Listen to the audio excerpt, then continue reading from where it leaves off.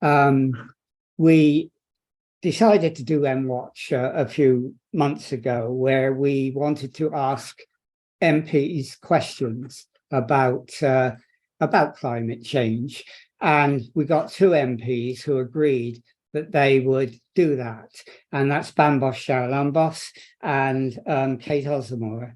And we've now asked, I think, 3 or 4 questions to each of them, and they've all answered. And we're working closely with their staffers, their assistants, because they very often draft the first copy. And what we're trying to do is get people to ask questions that are relevant to an MP. And by that, I mean, not ask local questions. I mean, sometimes you can ask questions about the litters not being cleared up in front of our house. Why aren't you doing it in the street? Those are local questions which really are appropriate for councillors. We're trying to get questions which MPs deal with in the House of Commons on national issues and global issues. And that, I think, is really important. And the way we do it is we ask our core group to come up with questions, and we ask our members to come up with questions. So if you want to come up with any questions at all, please send them in to us. What we do is we put them on a Google Doc. This is actually a Word copy of it, but we put them on a Google Doc, and then we send it out each month to our core group members, and they then prioritize the top 2 that they want to go out to members.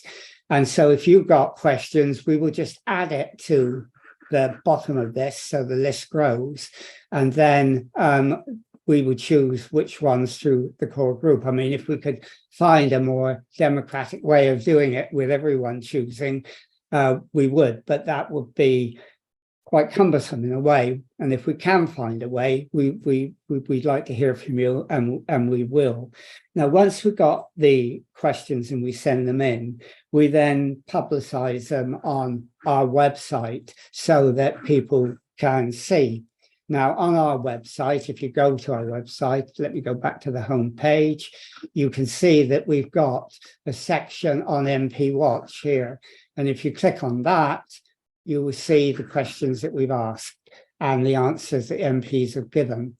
And you see there are quite a few. So when you go click on the latest one that came in from Kate Osamor, you will see the question and you will see the answer. So it goes on our website, but we also disseminate it on social networks as well. So, for example, if you go to our website, you will see, not our website, I'm sorry, I mean our Facebook page. I think you've seen it there. There it is. You can see that we put it on there, and it's up there, pinned to the top. And if you click on it, you can see on our page, on our group, our EnCaf group on Facebook, the same thing, the question and the answer. Now, we don't only just put it on our group, though we do, and we also put it on our LinkedIn group, and we put it on Twitter, but we also disseminate it amongst other social networks as well, like That'd Be a Doorstep, Enfield Matters, Sophie's Diary. And when you look at all the numbers that are in all those groups, this is going out to be between 50 or 60,000 people. Now, that's quite a lot, and it's worthwhile an MP answering to get that coverage, and that's really important. So we want to pursue this because we are heading towards a general election next year, and we want to find out what they think about it. We also want to find out what candidates, as we get nearer to the election, think about it.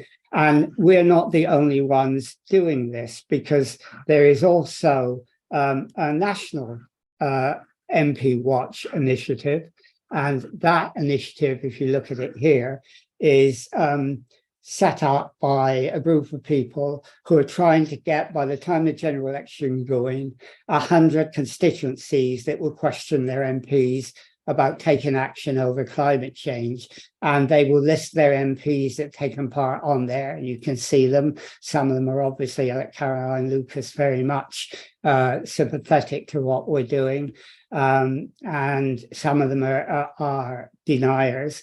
We have our own 2 MPs on there. So this is going national as well as local. So it's quite a big project to do, but it means it's a project you yourselves can get involved in by asking questions and commenting on it and following up. So, I mean, is there anyone who would like to ask any questions on that and how we can develop? Hi, Francis. Thank you. Good evening, everybody. I mean, I think the first thing I would say, which is not really a question, which is that whilst we might not always agree or think that the sentiments are right, actually, my own feeling is that the answers that we have had from our MPs so far have been serious and thoughtful ones. And actually, in that sense, I think it is a really useful exercise. And I think it shows that actually some of our politicians don't just parrot lines that are given to them. So I do think my own feeling is that this is worth doing, and actually thinking about and I suppose part of the question for us will be, how do we want to promote this? Can we think of good ways of promoting this and using this as part of the electoral process, whether it's through hustings or something where we perhaps come back in a year's time or whenever we need to, and there's a kind of, there's a catalogue, if you like, of topics and issues and views expressed, and we might actually have something that is kind of pretty comprehensive view of what our prospective parliamentary candidates think. We might at that point want to be extending it a little bit to other parties where they're standing for election, and offer them the opportunity to ask those questions. So I suppose part of my question is, okay, I think this is really useful. We get good responses, but we perhaps ought to start thinking a little bit about how do we use this as a tool for pushing this up the policy agenda for parliamentary candidates when that comes back around in the next general election. Yeah, I mean, I think that's the next step to work out how we're going to do that. I mean, if there are 3 MPs in our borough and there are 5 or 6 candidates in each constituency during the general election, there is a logistical problem of how we're going to deal with it. So we're going to have to talk that through between now and when we do it. But it is important to involve everyone. We've got 2 of our 3 MPs. I hope we get our 3rd one fairly soon. I hope. And then, we'll work towards that. And you're quite right, Andrew, they are very enthusiastic. And because the staffers do it first, I mean, Kate Osmer's staffer, Oliver Daly, is excited about doing it. He likes doing it. He likes doing the research, and it goes through Kate. She looks at it, makes sure, she agrees with it, but he gets excited about it. And we ask them to do it once a month, but he sends an answer back within 2 or 3 days. And Sean in Bambos's office is also very good. And it's a lesson on how you work with staffers and how an MP's office works. We'll learn a lot about that by doing this as well.